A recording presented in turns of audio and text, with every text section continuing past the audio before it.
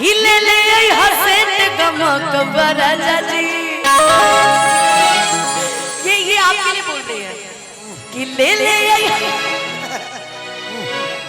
गर्मी में है हलवा खाली सेंट ओ ना जाने मौका करे हलवा कि ले ले हसेन गमक राजा जी। हमारी मारी के घुमा पूरा गवा राजा जी। मारी के घुमा पूरा गवा राजा जी। गमक राजा जी ले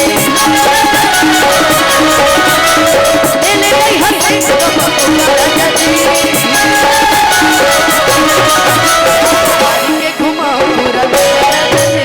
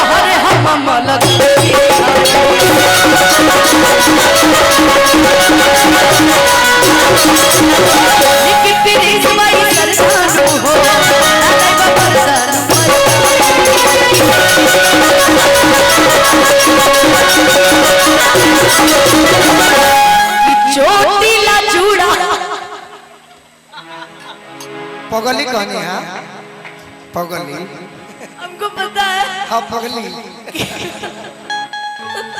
ये हमारा परिवार थोड़ा इधर फुट फुट ना रे कि चोटीला जुड़ा लटक राजा जी। मारो दिया था का रही तो फुटी नहीं जाई। you are look like Ravan.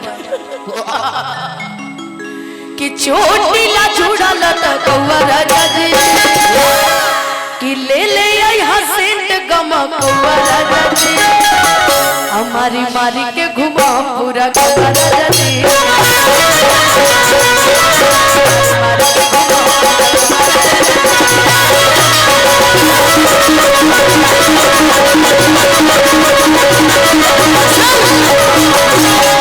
आप जो बोले वो भी एक लाइन बोल देते हैं। बैठो कहार भाई बैठो। अच्छा लाउन सरवा करो है ना कहार भाई हो आज से क्या कर बाबा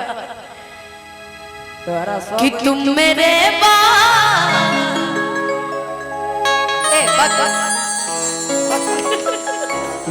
लौट जा उफ ये प्यार आओ दो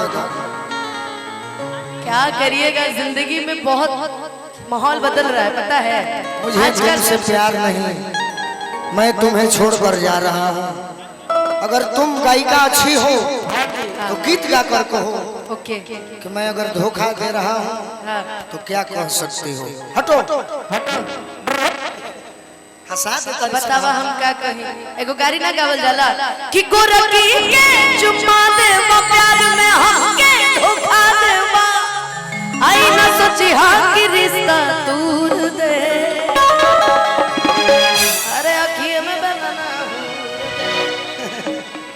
पास जाइएगा हमारे होते कभी हुए? नहीं, मोहब्बत यही। कसम से।